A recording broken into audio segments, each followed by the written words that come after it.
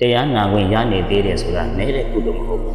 ဒါတကယ်ကိုရှေ့ဘဝရဲ့ကုသိုလ်ဒီဘဝရဲ့သူတော်ကောင်းစိတ်ထားသူတော်ကောင်းဓာတ်ခံလေးရှိလို့ဒါလည်းတရားနာကြခွင့်ရတာတချို့ဆိုလို့ရှိရင်တကယ်ကိုမြတ်စွာဘုရားရဲ့တရားတော်တွေကအစအလယ်အဆုံးသုံးပါးလုံးမှာအနှစ်သာရတွေပြည့်ဝနေတာတွေကိုသူတို့တွေက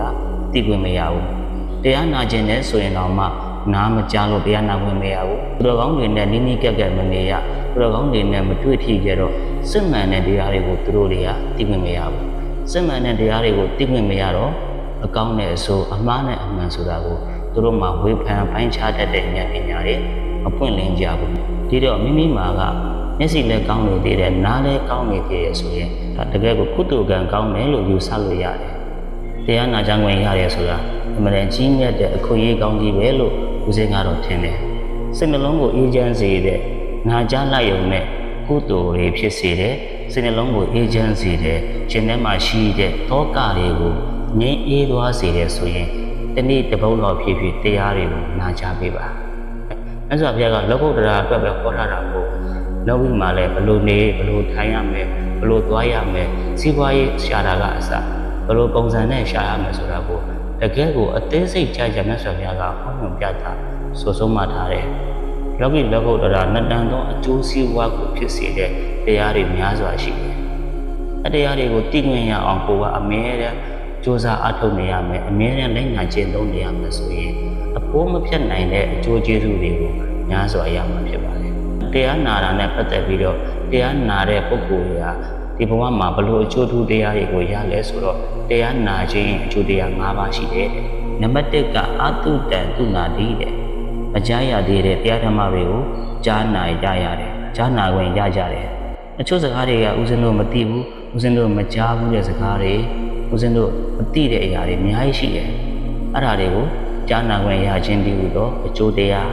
နံပါတ်2ကသုတံပရိယောဓာပိတိတဲ့ကြားနာမှုတဲ့တရားဓမ္မတွေဟာမိမိရဲ့စိတ်အစဉ်မှာတန်ရှင်းကြည်လင်ပြီးမှသိလာတယ်တဲ့ဟောတရားတွေနာပဲများလာတော့မြတ်စွာဘုရားရဲ့အနှစ်သာရနဲ့ပြည့်စုံတဲ့အစအလယ်ဆုံးသုံးပါးလုံးမှာကောင်းမြတ်တဲ့တရားတွေကမိမိရဲ့စိတ်တန်တန်မှာအမြဲတမ်းတန်ရှင်းကြည်လင်ပြီးတော့စိတ်ကိုအေးချမ်းစေတယ်စိတ်ကိုကြည်လင်စေတယ်ပေါ့နံပါတ်3ကကင်ခံဝိဟန္တတိတဲ့ဒီလိုတရားဓမ္မတွေကိုကြားနာပြီးဆိုရင်မိမိရဲ့စိတ်ထဲမှာရှိတဲ့ယုံမှန်တန်တရားတွေကင်းပြောက်သွားနိုင်တယ်တရားနာပဲများလာတဲ့အခါကျတော့အရန်ကိုလက်တွေ့ကြတယ်ဆိုတာကိုသိလာပြီးတော့တန်တရားတွေကင်းလာတယ်နော်တန်တရားမကင်းသေးတာကတော့ကိုကလက်တွေ့ကြမချင်းသုံးသေးတာရဲ့တရားနဲ့ပတ်သက်ပြီးတော့ဘုသူတ္တနဲသေးတာရဲ့ကြောင့်တန်တရားတွေရှိနေသေးတယ်လို့တော့ဦးဇင်းကယူဆတယ်ဦးဇင်းထင်တယ်ပေါ့ယုံမှန်တန်တရားတွေကင်းပြောက်သွားနိုင်တယ်ဆိုတဲ့နံပါတ်3အကျိုးတရားနံပါတ်4ကဒိဋ္ဌံဥဆုံကရောတိတဲ့ဒီလိုသူတော်ကောင်းတရားတွေကိုကြားနာရပြီဆိုရင်တော့မိမိတို့ငကိုကအယူမှားတာလေးတွေရှိကောင်းရှိလိမ့်မယ်အဲ့ဒီလိုမှားနေတဲ့အယူဆလေးတွေစင်ကြယ်ပြီးမှဖြောက်တန်းတဲ့အယူမှန်ကန်တဲ့အယူတွေကိုယူတတ်လာတယ်တဲ့ဒိဋ္ဌိစုကမ္မလို့ခေါ်တဲ့အယူကိုလည်းပဲဖြောက်မှန်စွာယူတတ်သွားတယ်ကောင်းတာလို့ရင်ကောင်းတာဖြစ်မယ်မကောင်းတာလို့ရင်မကောင်းတာဖြစ်မယ်ဆိုတဲ့ကံကိုင်းရဲ့ကြိုတရားကိုယုံကြည်တတ်ဝင်မှုတွေဖြစ်လာတယ်မြတ်စွာဘုရားရှင်ရဲ့ပုံမှာလည်းတကယ်ကိုတရားတရားနဲ့ကြီးညိုတတ်လာတယ်အပြည့်အဝယုံကြည်လက်ခံလာတယ်ပေါ့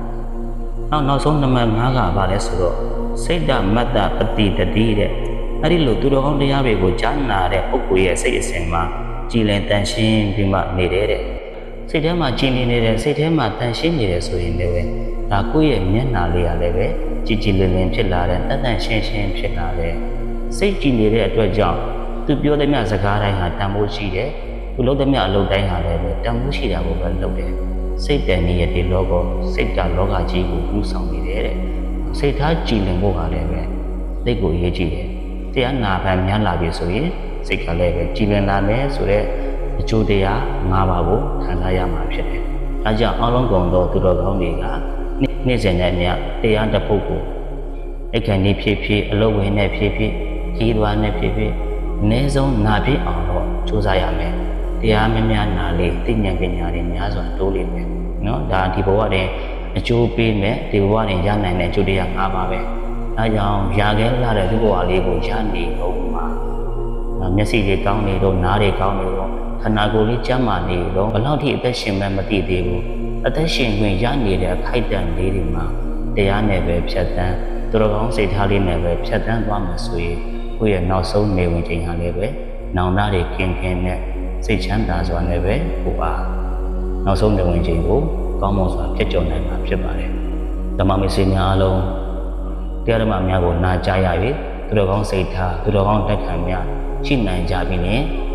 မိမိတို့လိုချင်တောင်းတကုန်တော့